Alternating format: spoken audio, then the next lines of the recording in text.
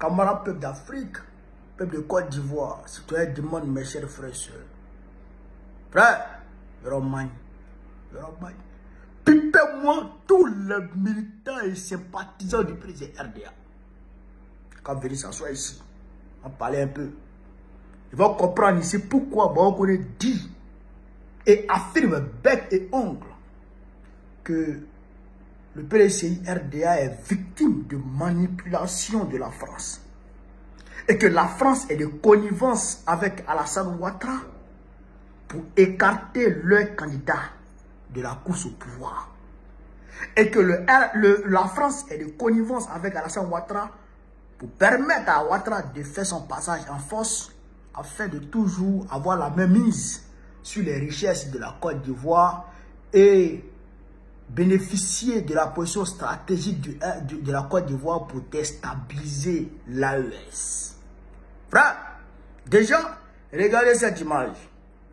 Ça, c'est le maire de Nice et le premier ministre. C'était en 2024. Ils se sont rencontrés pour parler. Ils ont signé 2 accords. En réalité, c'est pour permettre aux officiels ivoiriens d'aller blanchir l'argent volé à Nice en achetant des maisons là-bas, etc. Est-ce que vous comprenez ça?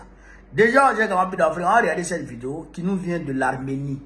Vous allez comprendre beaucoup de choses dans cette vidéo. Et bon, on va décortiquer à la lumière, chez camarades d'Afrique, des réalités de la Côte d'Ivoire et de l'Afrique. On est parti, suivez attentivement et partagez au maximum. Le Premier ministre arménien Nikol Pachinian aurait acquis une villa de luxe de 3 100 000 € à Marseille, en France. Un achat qui aurait été financé par une aide étrangère détournée, destinée à l'économie arménienne en difficulté. La villa de 300 mètres carrés avec 2 étages, achetée en mai 2025, est située dans le quartier du Château Gombert à Marseille. Elle dispose de 4 chambres, d'une piscine, d'un toit terrasse et d'un garage avec 3 places de parking. Les sources de cette enquête suggèrent que les fonds provenant de l'Agence française de développement et du Conseil de coordination des organisations arméniennes de France pourraient avoir été illégalement détournés pour l'usage personnel du Premier ministre arménien Nikol Pachinian. En 2024, l'AFD a fourni 75 millions d'euros pour soutenir directement le budget de l'Arménie, visant à financer des programmes de développement clés. Dans le même temps, le Conseil de coordination des organisations arméniennes de France, une importante organisation soutenue par la diaspora et par le président de France Emmanuel Macron, continue à fournir un soutien humanitaire et infrastructurel au gouvernement arménien. Des personnalités de l'opposition affirment maintenant qu'une partie de ces fonds a été redirigée par des canaux non officiels et utilisée pour aider à financer l'achat de la villa. À cela s'ajoutent les relations personnelles de Nikol Pachinian avec le maire de Marseille, Benoît Payan. Ce dernier s'est rendu en Arménie au début du mois de mai 2025, peu avant l'acquisition de la villa, et a réaffirmé publiquement le soutien de la France au gouvernement arménien. Les 2 hommes sont très proches et certains pensent que Benoît Payan aurait facilité la transaction ou contribué à dissimuler les fonds. L'affaire de la villa est devenue publique quelques jours après que la Commission de prévention de la corruption a ouvert une enquête sur la violation présumée de la conduite éthique du Premier ministre Nikol Pachinian à la suite d'une plainte officielle déposée par un député indépendant. Alors que le soutien de l'opinion publique s'érode et que le parti arménien UNCP a entamé une procédure de destitution à l'encontre de Nikol Pachinian, les critiques estiment que la villa française pourrait être une option d'évasion personnelle si le Premier ministre arménien perdait le pouvoir. Voilà. Vous avez compris? Vous avez compris? Le Premier ministre il sait qu'il va perdre le pouvoir. Depuis 2024, les gens sont derrière lui. Depuis 2024, le Premier ministre Pachinian, le Premier ministre arménien, là, la population arménienne est derrière lui. C'est des grosses manifestations contre lui. Donc, il sait qu'il va perdre le pouvoir. Donc, il faut voir son argent, blanchir l'argent à travers des achats de maisons ici et là. Le maire de Marseille lui-même s'est déplacé pour aller là-bas, pour aller faciliter l'achat des maisons là. C'est-à-dire que la France traite avec l'Arménie par rapport à l'Azerbaïdjan. C'est pourquoi Bakou considère la France comme ennemi juré.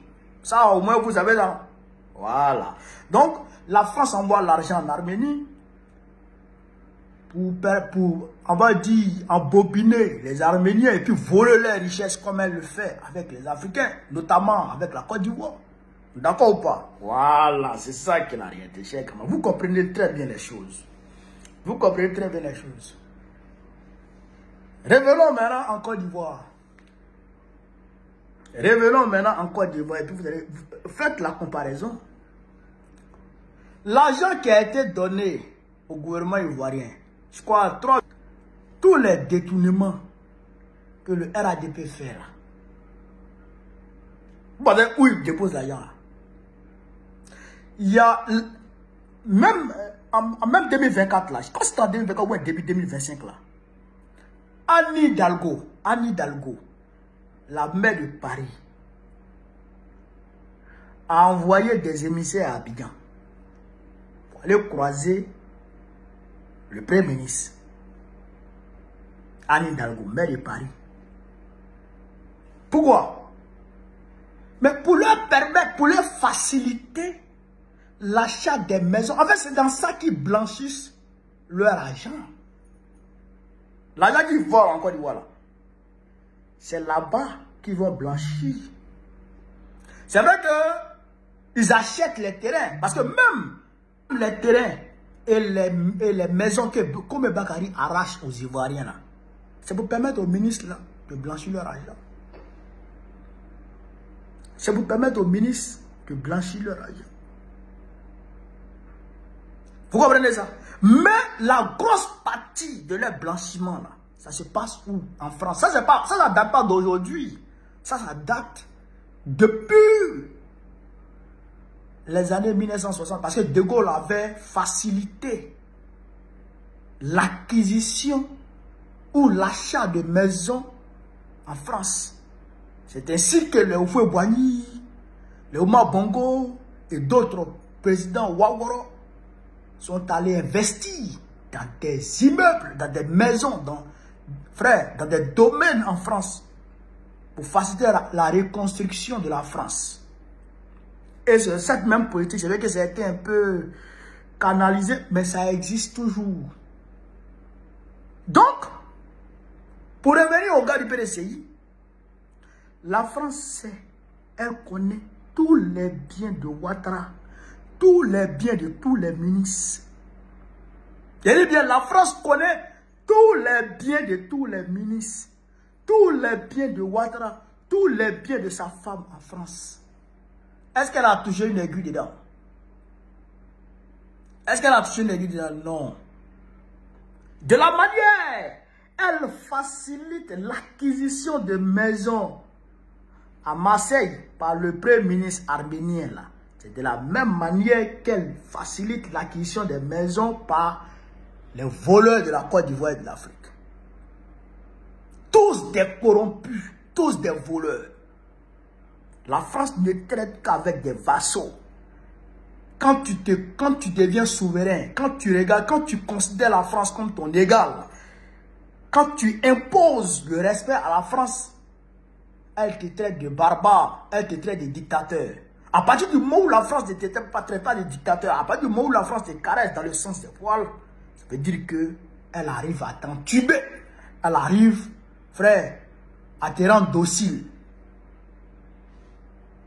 Vous comprenez ça? Donc, tant que la France va fermer les yeux sur les détournements des Draman Ouattara, sur les biens des Ouattara en France,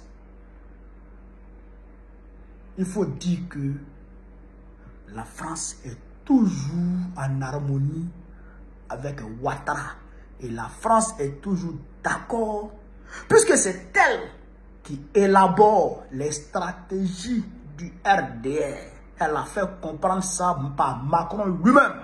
Macron a dit devant le monde entier ici que c'est lui qui a donné instruction à Ouattara de demander à l'armée française de partir.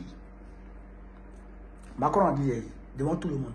Donc c'est Macron qui échafaude les stratégies pour mettre à la disposition du RADP afin que le RADP puisse écarter, exclure les candidats potentiels pour permettre à Draman Ouattara lui seul d'aller aux élections pour aller braquer le pouvoir et s'imposer aux Ivoiriens.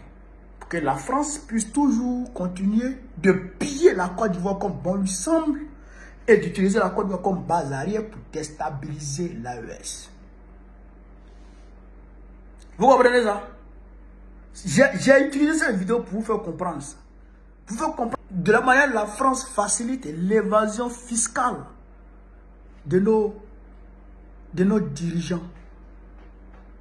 Pour que vous puissiez comprendre ça déjà, et pour que vous puissiez comprendre que la France, tant qu'elle protège ces gens-là, ça veut dire qu'elle est en harmonie avec eux. Donc tout le reste là, c'est des ouais. Les déclarations, les condamnations du bout des lèvres, laissez tout ça. Laissez tout ça. Et regardez les actions de la France vis-à-vis des dictateurs. Vous avez compris? Donc ce que je préconise au PDCI, c'est de donner la main au PACI. Nous, on vous a tendu la main. Saisissez notre main et puis on va mener le combat ensemble. Mais si vous voulez compter sur la France, vous n'allez jamais vous en sortir. Ça, je le dis clairement. Et ça va durcir le combat pour le PPACI. Parce que on a besoin de tous les Ivoiriens pour mener à bien ce combat. C'est un combat de souveraineté.